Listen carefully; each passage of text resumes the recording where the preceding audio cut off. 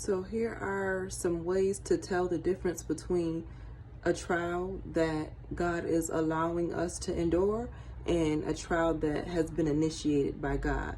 You know, something that God is allowing us to endure is going to be followed with this capacity to prosper no matter what it is. This ability to receive knowledge and grow in insight and ideas. And with God's wrath, there's just this hopelessness. With God allowing a trial, we will always be attaining new knowledge. We will always see that, no matter what obstacle comes our way, there is a way over it, there's a way around it.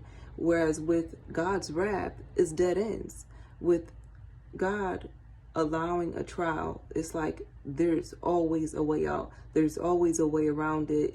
He's going to fill us up with new ideas to escape that seemingly dead end. So a lot of scriptures that I'm going to speak on are coming from Lamentations chapters 1-3.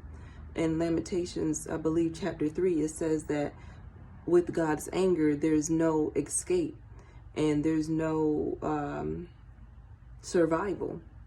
And so that's God's wrath.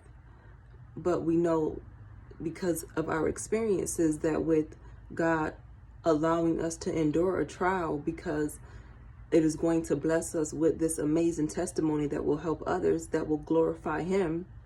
We know that He helps us find ways to escape and to survive what seems inescapable, what seems there's no way to survive, there's no way to get through this. He's going to find a way to get us through it, And in Lamentations, in those 3 chapters, it says, in the first one, it says many times that there's no comfort, there's no one to comfort.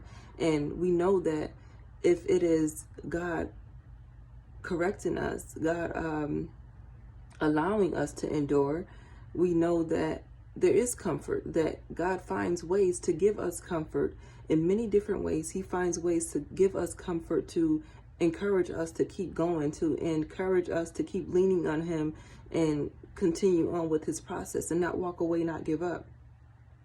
It also says somewhere in those 3 chapters that, I believe chapter 3, it says that that in God's wrath, that prosperity is unknown or, unable to grasp.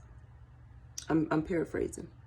But we know that in all things, as long as we're staying in God, He's going to continue to allow us to prosper. He's not going to allow us to be defeated. He's not going to abandon us and keep us where we cannot grow from whatever we're experiencing.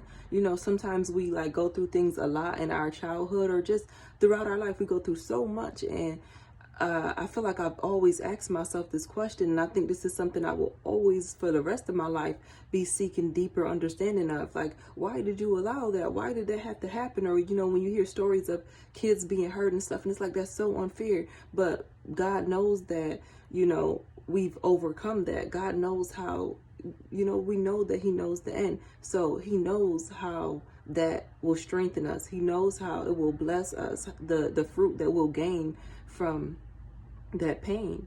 And in God's allowing of this trial or the tribulations and the obstacles, we know that He also teaches us how to find opportunities in each disappointment. In every disappointment, there are many opportunities. Whereas, again, with God's wrath, there is this hopelessness. We know that there's no way out. We just have to, sit here and wait for God to, for His anger to pass.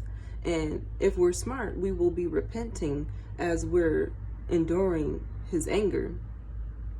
But also with God's allowing a trial, we will be strengthened in ways that we could not have been strengthened otherwise, because sometimes we have to experience things in the roughest way in order to really attain that knowledge. And it, as you know, with someone telling us like, this is what you do, or someone giving us this knowledge, telling us the knowledge, or passing it on verbally, is not going to sink in. Whereas if we, have to go through something hard in order for it to stick, then, that's kind of what has to happen sometimes. It's kind of like tough love from God sometimes. So we know that with all trials, there is restoration on the other side. So as we're in God and we're going through whatever we're going through, it is helpful to know that, okay, I'm going through this not because of something that I did wrong. I'm going through this because God is correcting me. And I know God is correcting me because he's not handing me over to my enemies. I know God is correcting me because I'm constantly being filled with new insight and ideas and new knowledge. So I know he's not forsaking me. I know this is God doing this because somehow in my lowest moments, I'm achieving much more. Somehow in my lowest moments, I'm finding joy. Whereas in the past, I could not find joy unless I was self-medicating and this and that. With God, he's going to do the impossible. He's going to continuously do the impossible. With God's wrath, there's this hopelessness. With God's wrath, there's no escape. With God's wrath, there's no comfort. There's no way to see the light. With God allowing a thing, there is no dark in darkness. But there is hope with the person who's receiving God's wrath, because as it says in Lamentations chapter 3, that God casts no one away forever. God will cast no one away forever. So God is angry, and he's allowing you, or he's creating and initiating this hardship for you, but it's because he's wanting you to repent. He's wanting you to wake up and see him and see that he has a greater plan for you, that he has a higher purpose for you. He's wanting you to see this. So don't be stubborn and keep experiencing all these hardships.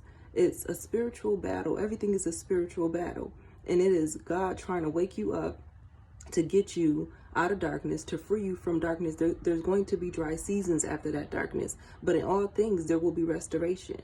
If you continue to stay asleep, the enemy is manipulating and playing in your mind and playing with your life, and there's no fruitfulness from that.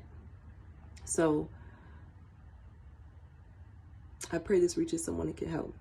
I pray this message helps, heals, and strengthens in all things we do. Let's give God the glory. I will see you in the next video.